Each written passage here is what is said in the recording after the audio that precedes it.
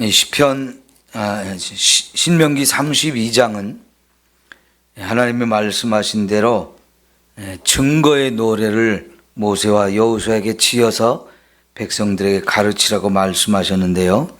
이제 오늘 이 말씀이 바로 그 말씀입니다. 일부 첫 부분만 보았습니다. 여러분 1절을 보면 하늘과 땅을 이 증거의 노래를 증인으로 소환하고 있습니다. 그래서 이제부터 주는 이 말씀을 가지고 하나님이 지으신 이 천지 만물, 하늘과 땅을 비롯해서 그 하늘과 땅에 있는 모든 피조물을 증인으로 내세우면서 이 말씀을 주고 계십니다. 여러분, 우리 인간은 하나님이 만드신 모든 만물 가운데 한 존재이죠. 만물 가운데서 살게 하셨습니다.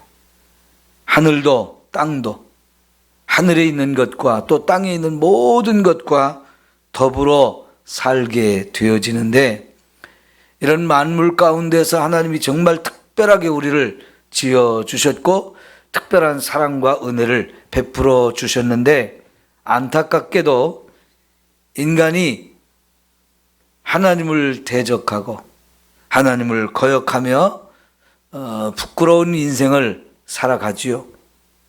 그러면서 또 하나님 만드신 이 자연 만물을 마구마구 이렇게 파괴하고 있기 때문에 지금 우리는 자연이 점점 파괴되어지는 그 영향을 받고 살고 있지 않습니까? 금년 4월은 그 어느 때보다도 날씨가 변화무쌍했어요. 그죠? 바람도 많이 불고요. 늦게까지 추위도 있고 밤과 낮의 기온차도 참 많고요. 이런 가운데에서 우리가 살아가는 것이 참 힘들다, 어렵다 이런 생각을 하게 되는데, 왜 그렇습니까? 결국은 우리가 자연을 자꾸 파괴했기 때문에 그 파괴된 자연 속에서 지금 우리가 어려움을 겪으며 살고 있잖아요.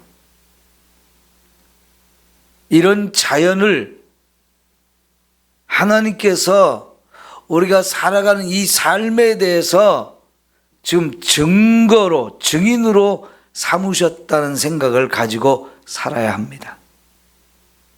특별히 우리가 하나님과의 관계를 잘못하고 하나님과의 관계 속에서 이걸 깨트리고 엉망이로 만들고 있는 이것이 사실은 제일 문제거든요.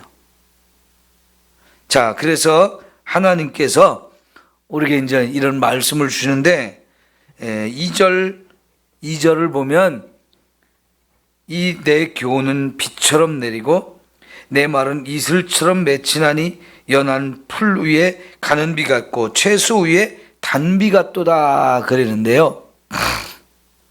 하나님이 주신 말씀이 저와 여러분에게 생명을 유지하는, 우리의 삶을 살아가게 하는 절실하게 필요한 것이라는 겁니다. 이 특별히 중동 지역에서 비가 오고 이슬이 내리고 하는 것은 식물이 살아가는데 너무나 절실하게 필요한 요소들이거든요. 비가 많이 내리지 않는 곳입니다.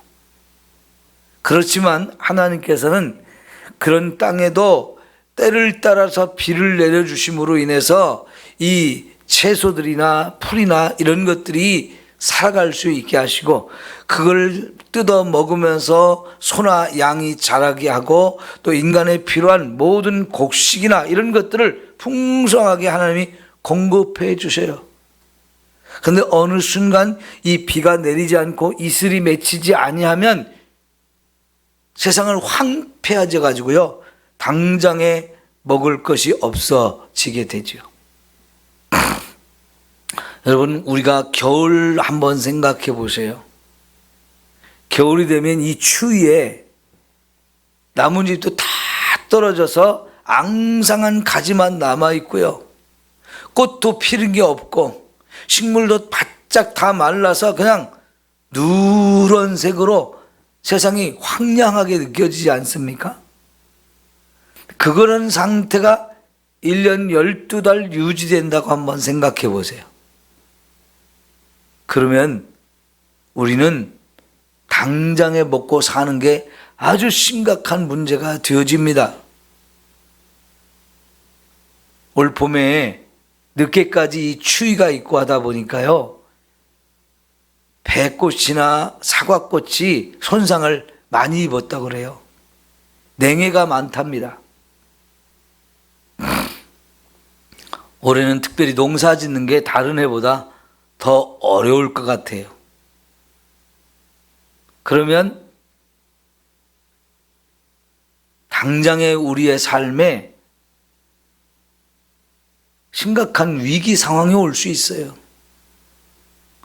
여러분, 일본은 올해 갑자기 쌀이 부족해가지고 쌀값이 우리보다 훨씬 비싸다지 않습니까? 우리나라 쌀값에서 2배가 더 넘는다고 그래요. 일본이 우리보다 농업이 훨씬 발전된 나라였고요. 그 많이 생산된 쌀들을 다 걷어가지고 또 창고에 쌓고 보관하면서 이런 일이 우리보다 훨씬 오래전부터 시작해왔고 훨씬 그 제도가 잘 돼 있던 나라입니다. 그럼에도 불구하고 여러 가지 요인이 겹쳐가지고 쌀값이 갑자기 올랐어요. 냉해를 입어서 쌀 농사가 안 되기도 했고, 그러나 창고에 쌓은 쌀 다 풀어주면서도 풀어주는데도 쌀값이 올라가는데 왜 이렇게 쌀값이 올라가는지 이유를 잘 모른다는 거예요. 그러니까 우리나라에서도 쌀을 수입해가고 갑자기 우리나라 쌀 가져가는 거 굉장히 수입을 규제해가지고 안 가져갔거든요. 자존심이 있어가지고. 그런데 우리나라 쌀도 자꾸 사가잖아요. 관광 온 사람들은 뭐 반값밖에 안 되니까 너도 나도 좋아가지고 사가요. 그 원인 중에 가장 큰 원인이 냉해를 입었기 때문이거든요. 그거는 우리나라도 그렇게 될 가능성이 너무나 많다는 걸 보여줍니다. 그런데 여러분, 말씀이 우리의 삶에 우리의 생명을 유지하는 안전장치라는 것, 생명을 유지하는 데 필수 요소라는 말씀을 주시고 계세요. 하나님이 저와 여러분에게 주신 말씀은 바로 그와 같은 거지요. 그런데 우리는 그렇게 생각 안 하잖아요. 하루 세끼 밥은 꼭 먹어도 말씀은 안 먹어도 상관없다고 생각하면서 말씀과 상관없는 삶을 우리가 너무나 뻔뻔하게 당연한 것처럼 살아요. 그런데 막상 말씀의 은혜를 잊고 보면 이 말씀이 얼마나 귀한지 알게 되는 거예요. 여러분, 탤런트 중에 최수종이라는 탤런트가 있죠. 그 매형이 조화문이라는 유명한 가수였어요. 옛날 대학가요제에 나와가지고 대상도 받았던 그런 가수인데, 자랄 때 아버지가 너무 엄하고 너무 많이 때리고 그래가지고 참 힘들고 어렵게 살았는데, 대학에 가면서 이제 노래를 잘해가지고 유명한 가수가 됐대요. 그런데 어려부터 맞고 자란 그것이 공황장애를 가져오게 돼가지고 굉장히 삶이 힘들어졌는데, 그 힘든 가운데 교회를 다니는 가운데 교회를 나가도 믿음도 없고 삶은 점점 망가지고 이러는데, 어느 날 그 교회 권사님 한 분이 구역장인데, 집사님 왜 그렇게 얼굴이 안 됐어요? 큰일 나겠습니다. 꼭 성경을 읽으세요.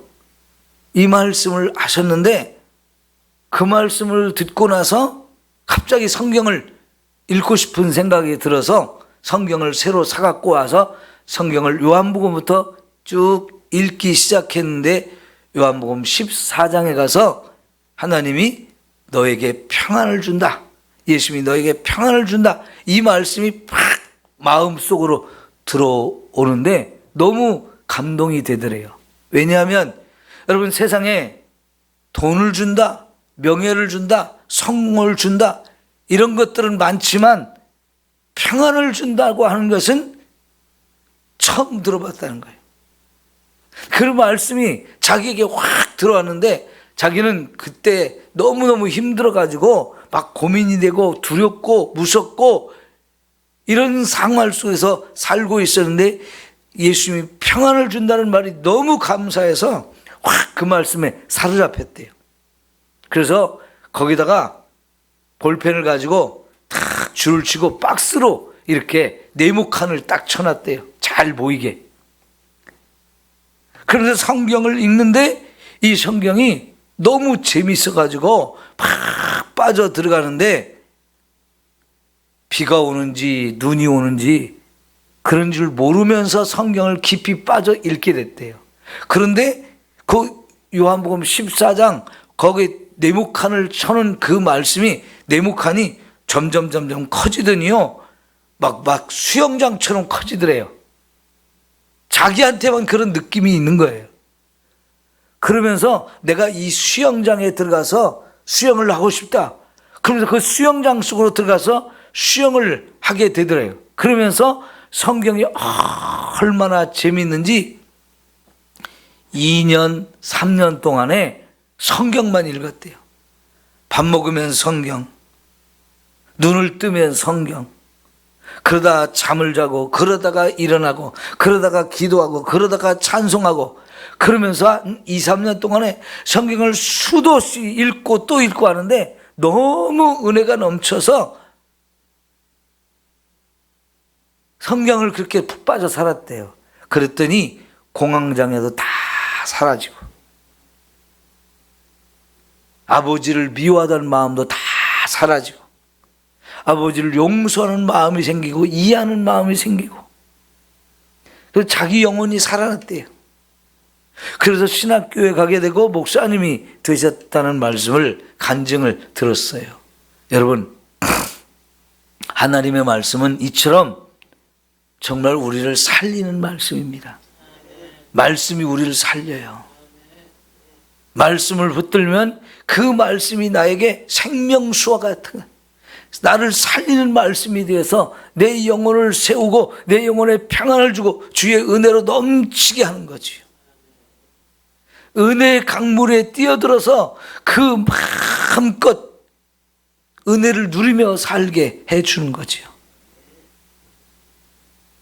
여러분 이런 맛을 우리가 느끼고 누리며 살아갈 수 있기를 축원합니다.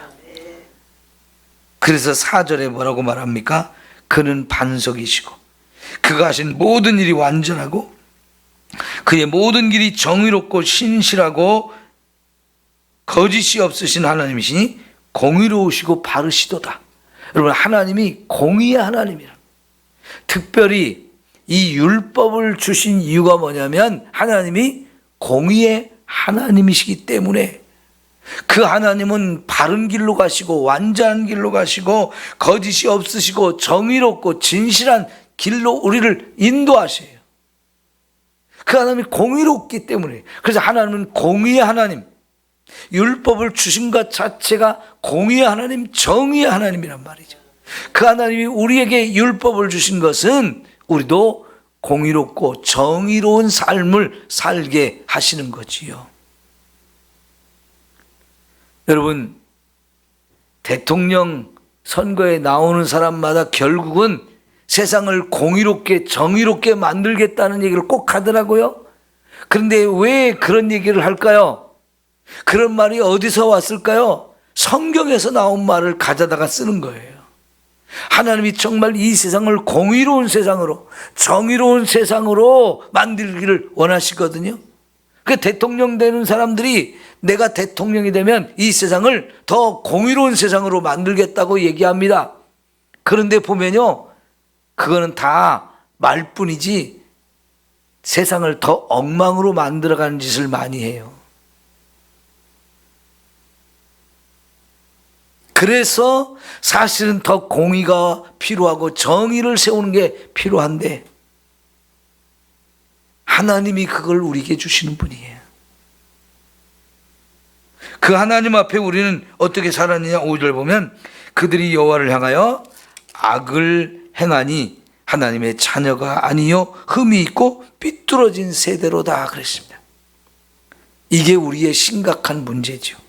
하나님은 공의를 원하시는데 그 앞에 살고 있는 우리들, 그분이 만들어주신, 그분이 우리를 다스리고 그분이 우리를 자녀로 삼아주셨는데도 불구하고 우리의 삶은 이렇게 악을 행하고 하나님의 공의를 짓밟으며 살고 있어요. 그러면 어떻게 되겠습니까? 하나님이 무섭게 심판을 내릴 수밖에 없잖아요. 그래서 사실은 그것 때문에 이 증거의 노래를 지어서 죄의 길로 가고 멸망의 길로 가고 하나님의 저주와 재앙을 받는 길로 가고는 이 사람들에게 이 말씀을, 이 노래를 통해서 교훈을 받고 깨달아서 회개하고 하나님께 돌아오게 하라고. 하나님의 뜻이 공의의 하나님이고 우리가 공의로운 삶을 살기를 원하신다는 것을 가르치기 위해서 이 노래를 짓게 하셨어요. 그러면서 처음에는 하나님이 어떤 분인지를 우리에게 가르쳐 주잖아요. 특별히 여기 6절부터 오늘 읽은 14절까지 말씀은 하나님이 어떤 분인지, 또 하나님 우리에게 어떤 사랑을 베풀어 주셨는지, 그 하나님과 우리의 관계가 어떤 관계인지를 가르쳐 주고 있어요. 그 다음에 15절부터는 우리가 얼마나 죄악의 길로 갔는지를 말씀하고 있어요. 자, 우선 6절을 보시면요, 어리석고 지혜 없는 백성아. 하나님 우리를 그렇게 불러요. 너는 정말 어리석고 지혜가 없다. 그래서 어리석고 지혜가 없는 백성이 하는 일이 뭡니까? 여호와께서 이같이 보답하느냐? 그는 내 아버지여 너를 지으신 이가 아니시냐 그랬어요. 여러분, 특별히 하나님을 우리 아버지라고 부르는 이 말이 성경에서 여기가 처음 나온 거예요. 특별히 구약 성경에서는 하나님을 아버지라고 부르는 그 경우가 극히 드뭅니다. 그거보다는 오히려 하나님을 저 높은 곳에 계신 거룩하신 분으로 표현이 많이 돼요. 그렇게 보면 하나님과 우리 사이가 굉장히 멀어 보이잖아요. 그런데 여러분, 신약에 오면 예수님께서 하나님을 우리 아버지라고 자꾸 가르쳐줘요. 하늘에 계신 우리 아버지요 하면서 하나님이 우리 아버지라고. 그러면 얼마나 가까운 겁니까? 우리 아버지는 나를 길러주신 분, 나를 낳아주신 분, 한 집에서 같이 살면서 나를 정말 사랑해 주신 분, 너무나 좋으신 분이거든요. 너무나 가까운 분이에요.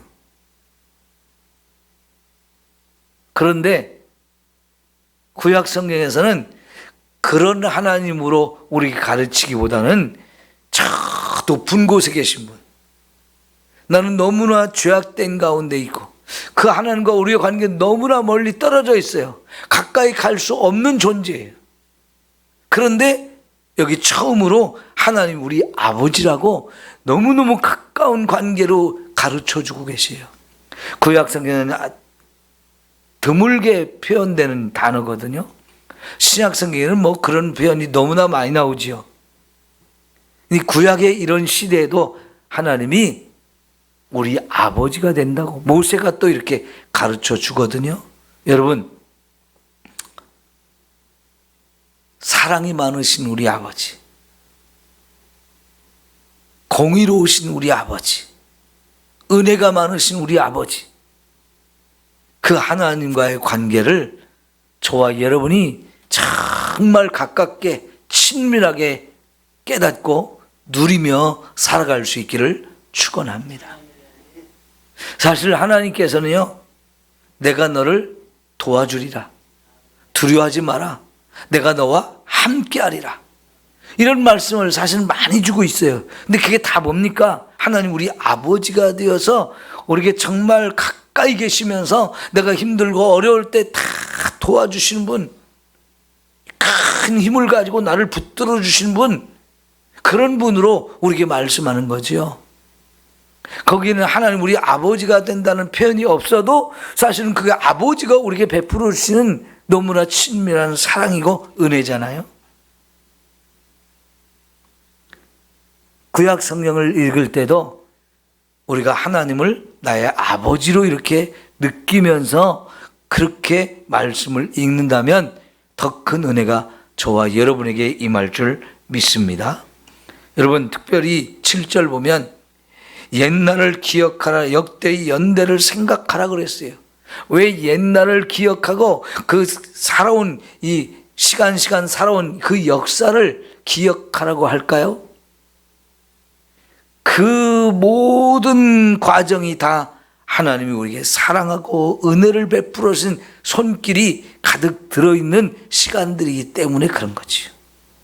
그래서 여기 8절부터는 저 출애굽에서부터 이 광야를 거쳐서 가나안 땅에 들어와서 지금 살고 있는 이 모든 삶이 하나님의 은혜가 없이는 우리가 살 수 없었다는 것을 쭉 설명하는 내용으로 가득 찼어요.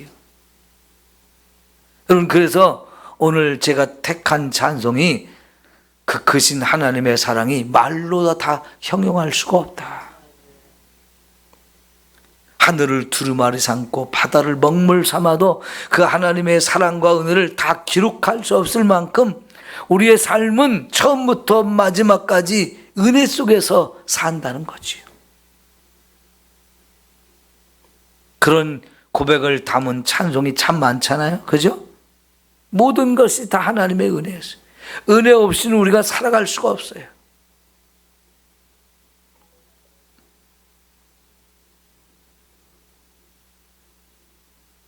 여기 특별히 11절을 보면 마치 독수리가 자기의 보금자리를 어지럽게 하며 자기의 새끼 위에 너풀거리며 그의 날개를 펴서 새끼를 받으며 그의 날개 위에 그것을 엎는 것 같이 이렇게 표현했는데요.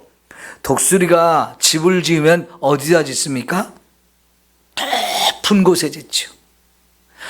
높은 바위 꼭대기 아니면 높은 나무 꼭대기 위에 아주 높은 곳에 집을 짓는단 말이죠. 그리고는 거기다 알을 낳고 새끼를 거기서 품고 키우는데 새끼가 어느 정도 커서 이제 날아야 될 때가 되면은 날개를 퍼덕거리면서 보금자리를 다 없애버려요. 지금까지 살던 그 보금자리 그걸 다 없애버리고 새끼를 떨어뜨린다는 거죠. 그 높은 곳에서 새끼를 떨어뜨리면 새끼가 얼마나 놀라겠어요. 우리 아버지 어머니가 왜 그래? 갑자기 엄마 아빠 미쳤어? 하면서 막 떨어지니까 무서워서 날갯짓을 막 하는데 아직은 날개에 힘이 없으니까요 날지를 못해요. 그래도 본능적으로 살기 위해서 날개를 막 날갯짓을 하지 않습니까? 그런데 날개에 힘이 없으니까 날지를 못하고 날갯짓을 해도 뚝뚝뚝 떨어진단 말이죠. 그럴 때 어미가 확 날아와서 자기 날개 위에 새끼를 딱 받는 거죠. 그러면 이 새끼가 얼마나 안심이 되겠어요. 그리고는 다시 높은 곳에 올려놓고 좀 이따 또 다시 떨어뜨리는 거예요. 그러면 또 놀래가지고 막 날갯짓을 하는데 그걸 몇 번 하는 동안에 날개에 힘이 생겨가지고 드디어 날 수 있게 되는 거죠. 여러분, 독수리가 자기 새끼를 그렇게 키우는 거죠. 왜 그렇게 키우는 거예요? 강하게 키우는 겁니다. 근데 여러 번 그렇게 해도 날개에 힘이 없으면 날개가 아무리 날갯짓을 해도 날지를 못하면 결국은 독수리가 그걸 포기해버린다는 거예요. 그러면 어떻게 되겠어요? 떨어져 죽는 거지요. 근데 왜 어미나 아버지가 그 보금자리를 다 깨트리고 그렇게 새끼를 떨어뜨려 가지고 막 날갯짓을 하게 하는 겁니까? 강한 새로 키우기 위한 거예요. 그러니까 독수리는 새 중에 왕이잖아요. 가장 높은 곳에 집을 짓고 살면서 가장 높이 날면서 온 세상을 쫙 보면서 새들의 제왕이 되어서 살잖아요. 그런 새들의 왕이 되는 거 그냥 되는 게 아니고 그렇게 어미새와 아비새가 강하게 키워가지고 그렇게 만드는 겁니다. 근데 하나님이 저와 여러분에게도 이런 사랑과 은혜를 베풀어 준다는 겁니다. 그런데 우리는 어떻게 사느냐? 찌질하게 사는 거예요. 참새처럼 사는 거예요. 독수리로 키워야 되는데 참새가 되고 있어요. 그런 말이 됩니까?